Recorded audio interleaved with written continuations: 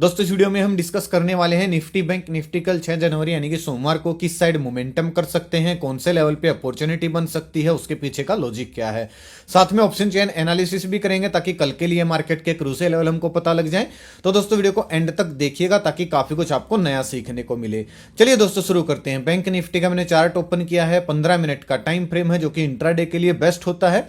Last time दोस्तों हमने video में डिस्कस किया था, अगर बैंक निफ्टी वापस से 51,400 के नीचे कोई प्राइस एक्शन बनाती है तो डाउनसाइड मोमेंटम आ सकता है, क्योंकि ये और ज्यादा बड़े टारगेट के लिए प्लान नहीं होगा, क्योंकि ज्यादा अच्छा बड़ा मोमेंटम आया था लास्ट ट्रेडिंग सेशन में और उसके बाद अगर गिरावट होती तो कई जगह पे ये सपोर्ट ले सकती है। और बीच में दोस्तों मूविंग एवरेज आ रही थी, इसलिए हमने बैंक निफ्टी में मैंने काम भी नहीं किया। निफ्टी में 24,000 का लेवल नजदीक था और खड़ी खड़ी 11 बजे तक अगर आप देखोगे दोनों इंडेक्स बिल्कुल खड़े खड़े नीचे आए थे। और जैसा कि मैं आपको हर वीडियो में बताता भी आया हूं, एकदम से अगर ब्रेकडाउन होता है, एकदम से अगर ब्रेकआउट होता है, खड़ी खड़ी मार्केट ऊपर या नीचे जाती है तो हमको काम नहीं करना चाहिए। ब्रेकआउट ब्रेकडाउन पे दोस्तों अगर आप काम करोगे ब्रेकआउट ब्रेकडाउन आते ही तो आप फंसोगे ही फंसोगे, क्योंकि ब्रेकआउट और ब्रेकडाउन लाया ही फंसाने के लिए जाता है। बात को समझ रहे हो? इसलिए मैं हमेशा मना करता हूं, खड़ी खड़ी अगर मार्केट गिरती है या भागती है आपको काम नहीं करना चाहिए। बैंक निफ्टी में इसलिए काम नहीं किया क्योंकि मूविंग एवरेज बीच में आ रही थी, इतना क्लियर कट प्राइस एक्शन था नहीं। निफ्टी में बाउंस बैक लेवल के पास निफ्टी पहुंची थी, इसलिए हमने 30-40 पॉइंट कैप्चर भी पेपर ट्रेड में वहां पे किए। डेटा सुबह से ही नेगेटिव था, पॉजिटिव नहीं हुआ था। हालांकि बाउंस बैक का हमने प्लान जरूर किया था और वहां से मार्केट बाउंस बैक हुई भी थी। क्या क्या डिस्कस किया था वो हम देखेंगे, पहले ये देख लेते हैं कल कहां पे मोमेंटम हो सकता है। कहीं ना कहीं दोस्तों अगर आप देखोगे जितनी मार्केट ने पहले दिन बढ़त बनाई थी तकरीबन उतनी ही या फिर कहीं ना कहीं उससे थोड़ी सी ज्यादा ही मार्केट वापस नीचे आ गई है, लेकिन स्टॉक वाइज इतनी ज्यादा करेक्शन नहीं थी। अगर आप पोर्टफोलियो में देखोगे तो इतने ज्यादा स्टॉक गिरे हुए नहीं थे। और यूएस मार्केट भी अगर आप डाउ जोन्स वगैरह देखोगे तो बुलिश जाके ही बंद हुए, अच्छे खासे बुलिश बंद हुए। तो हम सोच रहे हैं कि रिकवरी लेवल कहां से प्लान करें। अब बहुत सारे लोग ब्रेकडाउन लेवल का इंतजार करेंगे, लेकिन आपको समझना चाहिए असल में जो ब्रेकआउट आया था दोस्तों इस रेंज का, वो आया था भाई जहां पे आज बैंक निफ्टी बंद हुई है, यहीं से 850 से 900 के बीच से, यहीं से असली अगर आप देखोगे ब्रेकआउट आया था। एक प्राइस एक्शन अगर आप देखोगे बनता हुआ चला था और फिर same to same negative price action अगर आप देख रहे होगे बनाया। अब अगर ये प्राइस एक्शन दोस्तों कंटिन्यू रहता है, ठीक है, तो ही डाउनसाइड प्लान किया जाएगा। और शुरुआत में तकरीबन मैं आपको बता रहा हूं 50,580 या फिर 50,550 तक ज्यादा बड़े टारगेट प्लान नहीं होंगे। अगर गैप डाउन खुल के उसके नीचे निकलती है तो ही दोस्तों ज्यादा बड़े टारगेट प्लान हो सकते हैं, अग्रेसिव जाया जा सकता है। इससे पहले आपको एक सपोर्ट दिखाई देगा 50,850 पे, दूसरा सपोर्ट आपको दिखाई देगा 50,600 या फिर 550 से लेके 600 के बीच में। ये लेवल दोस्तों अपने चार्ट में जरूर मार्क करके रखिएगा। अगर बैंक निफ्टी इस रेंज में खुलती है, मान लीजिए सीधी 51,000 से ऊपर या फिर 51,850 के ऊपर कहीं पे भी खुलती है, 850 के नीचे निकल के कोई प्राइस एक्शन बनाती है, तो फिर 50,600 50,550 तक का 60-70 पॉइंट का स्टॉप लॉस डाल के मैं पुट साइड जाना पसंद करूंगा। और अगर प्राइस एक्शन नहीं बनता है, खड़ी खड़ी मार्केट नीचे आती है, तो फिर मैं डाउन साइड प्लान नहीं करूंगा। मैं कोशिश करूंगा 50,580 के आसपास, 550 के आसपास ये बुलिश कैंडल बनाए जैसे निफ्टी में बनाई थी, और फिर यहां से मार्केट बाउंस बैक करे, ठीक है। उसके साथ डेटा भी पॉजिटिव होना चाहिए।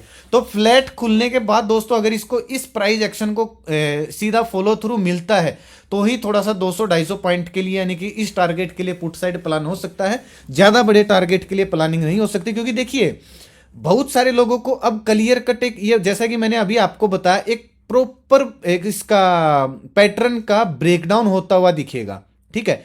प्रॉपर पैटर्न अगर आपको दिख रहा होगा, डाउन साइड आप इसको हेड एंड शोल्डर बोल दीजिए या फिर अप ट्रेंड के बाद डाउन ट्रेंड का बोल दीजिए, ये ब्रेकडाउन सभी को दिख रहा है। बात को समझ रहे हो? और जब ब्रेकडाउन सभी को दिखता है ना, तो लोगों को वहां पे ट्रैप किया जाता है।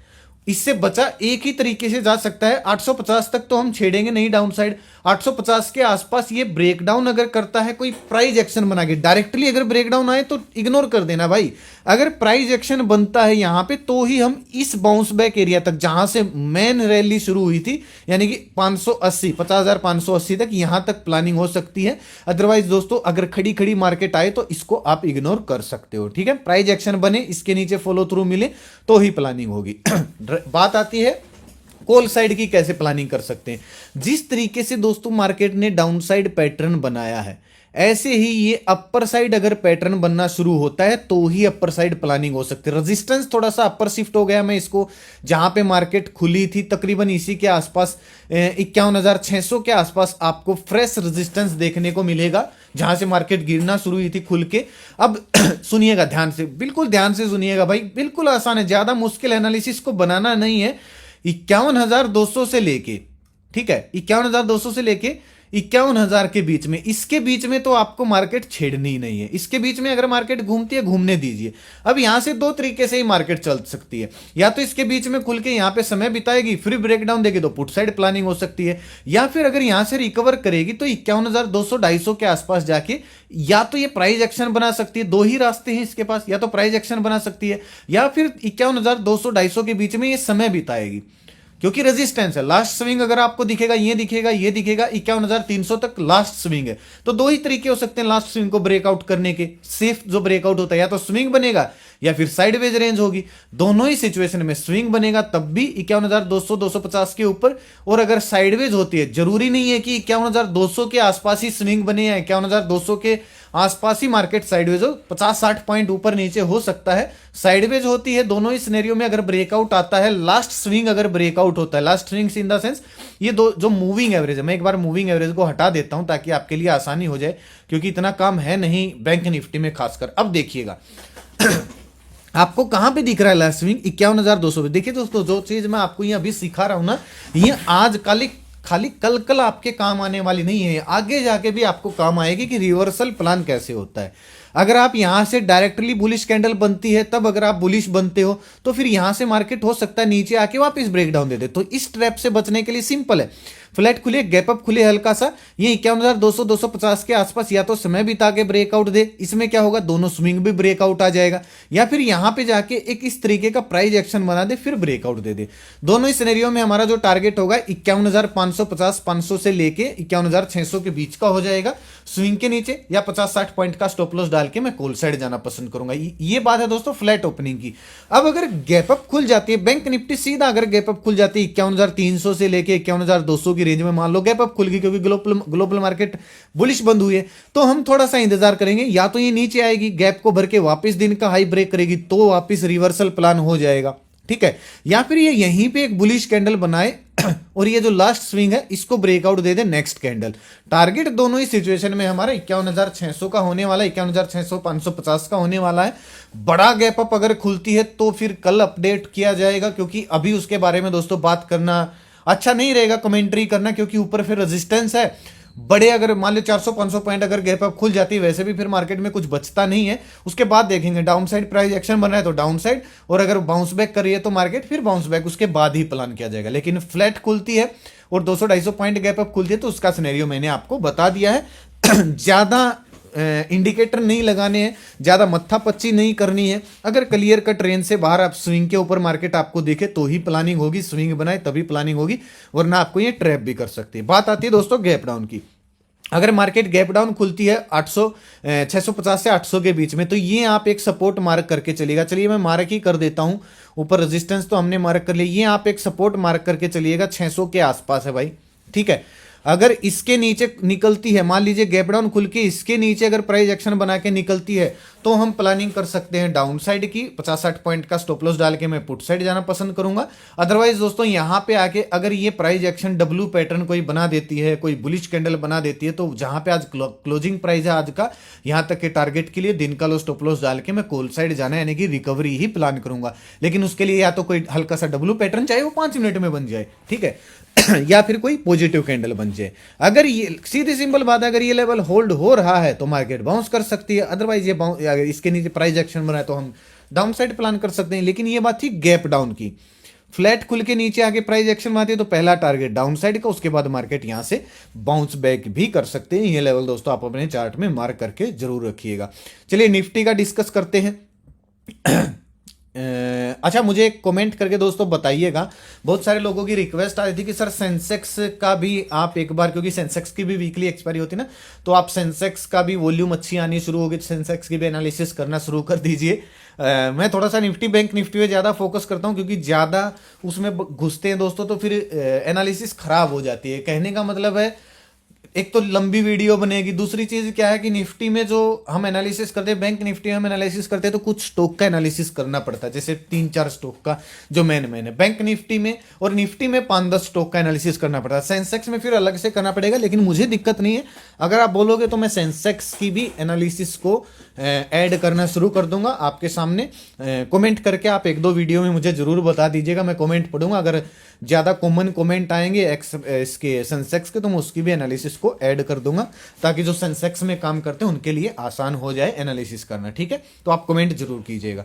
अब निफ्टी का देखिएगा, मैंने निफ्टी में ये बोला था जब ये खड़ी खड़ी गिर रही थी ना, तो मैंने ये बोला था कि बाउंस बैक आके अगर मार्केट पूरा भी रिकवर कर दे तो इसमें कोई बड़ी बात होगी नहीं। अब अगर आप देखोगे आज बैंक निफ्टी का मैं तकरीबन पूरा ही रिकवर कर दिया था। ओपनिंग प्राइस था दोस्तों निफ्टी का 24,190 के आसपास, और इसने कवर कहां तक कर दिया था, 24,150 तक वापस बाउंस कर दिया। तो इसी बाउंस बैक को हमने क्योंकि 24,000 के लेवल को टच करके गया था ना, तो राउंड लेवल था और नीचे स्विंग भी था, तो स्टॉप लॉस छोटा था, मूविंग एवरेज भी थी। इसी वजह से मैंने इसको पेपर ट्रेड किया था। डेटा तो खैर सुबह से नेगेटिव था, लेकिन दोनों इंडेक्स अपने सपोर्ट पे आए हुए। बैंक निफ्टी ने भी वहां से बाउंस किया था, मैं आपको दिखाऊंगा। ये देखिए दोनों इंडेक्स का डेटा नेगेटिव है, लेकिन दोनों इंडेक्स एकदम सीधे गिरे, इसलिए काम न करे, क्योंकि निफ्टी अपने सपोर्ट पर आ रही है और प्रॉपर साइन दिखे तो ही काम करे, वरना इग्नोर करे। डेटा में बदलाव हुआ तो मैं अपडेट करूंगा। डेटा में कोई अपडेट बदलाव नहीं हुआ था, नेगेटिव था शाम तक, थोड़ा थोड़ा सुधार हुआ था, लेकिन वो नेगेटिव साइड ही था। दोनों इंडेक्स सपोर्ट पर पहुंचने वाले हैं। ये 10:54 की बात है और 11 बजे मार्केट ने बाउंस करना शुरू किया था, 11 बजे या 11:10-20 के आसपास दोनों इंडेक्स सपोर्ट पर पहुंचने वाले। अगर कोई बुलिश साइन दे तो खासकर निफ्टी वापस दिन के हाई तक भी रिकवर कर दे तो कोई बड़ी बात नहीं है। ये मैंने 10:50 के आसपास मैसेज डाल दिया था। ठीक है, और ये स्कैल्पिंग मूवी था, ये बाउंस बैक एरिया था। हालांकि मैं इसके पहले थोड़ा सा इसलिए प्लान किया था क्योंकि इसमें ना स्टॉप लॉस थोड़ा सा छोटा हो जाता है, कई बार राउंड लेवल को टच करके भाग जाती है निफ्टी, और ऐसे हुआ। ये मैंने पेपर ट्रेड की थी और इसमें मेरे ख्याल से 30-40 पॉइंट के आसपास गेन भी देखने को मिला। हालांकि वो कोई रियल का प्रॉफिट लॉस होता नहीं है, लेकिन हमने बाउंस बैक रिवर्सल को जरूर प्लान किया। उसके बाद दोस्तों छेड़ने का फायदा नहीं था, क्योंकि टाइम डी के धड़ाधड़ कट रहा था, तो फायदा नहीं था काम करने का। तो क्या फायदा भाई, ज्यादा इन्फ्लुएंस भी नहीं करना चाहिए किसी को ऑप्शन ट्रेडिंग को लेके। और फिर मैंने अपडेट भी किया था कि तकरीबन निफ्टी ने दिन के हाई के आसपास तक पहुंच ही गई थी, लेकिन वापस से फिर से स्ट्रेंथ खो दिया मार्केट ने दोपहर बाद। ठीक है, फिर मैंने ये बोला था 2 दिन की छुट्टी है, ज्यादा हाथ पैर मारिएगा नहीं, क्योंकि टाइम डी के ज्यादा लगेगा 2 दिन का। ये इस जगह पे छोड़ेंगे कि आपको टाइम डी के ज्यादा देना पड़े। एफआईज फिर से सेल करके गए हैं, डीआईज ने मामूली सी बाइंग की है, फिर से सेलिंग आई है। भाई देखो क्या होता है क्या नहीं होता है, क्या बताएं, ये फिर से सेलिंग करना शुरू कर दिए।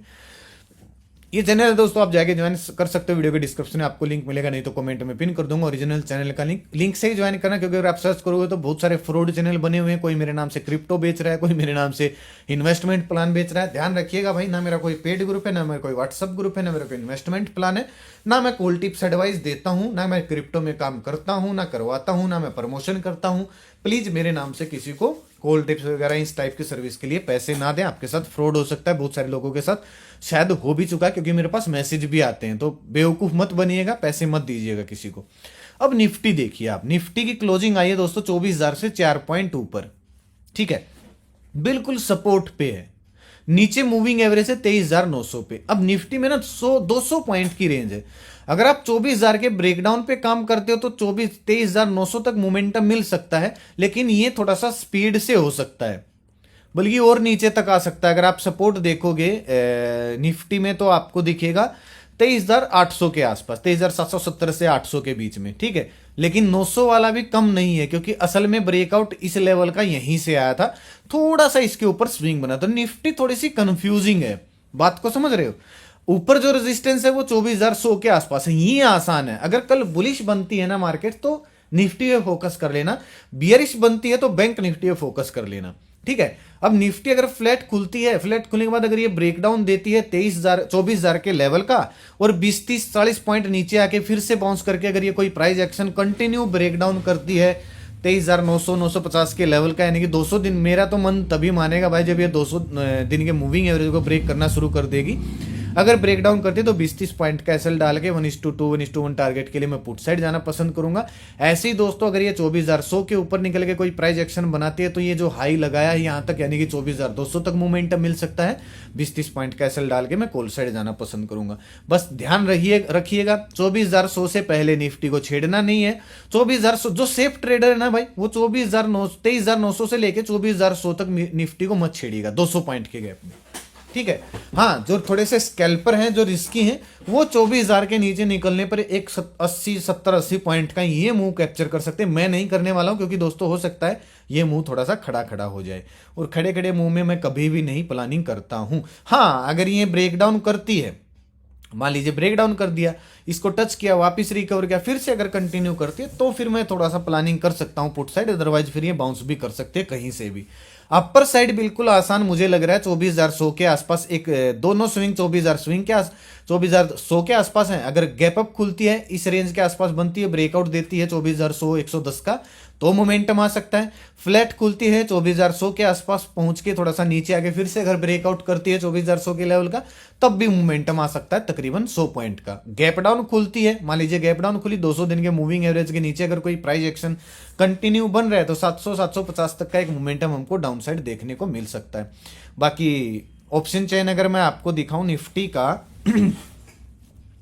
निफ्टी में 24,000 का लेवल सपोर्ट प्राइस है, 70,000 के आसपास मंदी वाले बैठे हैं, 73,000 तेजी वाले बैठे, तो काटे की टक्कर है। सपोर्ट आपको दिखेगा 23,900 पे, रेजिस्टेंस आपको दिखेगा 24,100 पे, ठीक है। इसके ऊपर अगर निकलते तो 200 तक का है, क्योंकि 2 दिन की छुट्टी थी तो नई पोजीशन बनेगी भाई। मेन जो रेजिस्टेंस आपको 24,200 पर ही दिखेगा, जहां से मार्केट वापस मुड़ी है।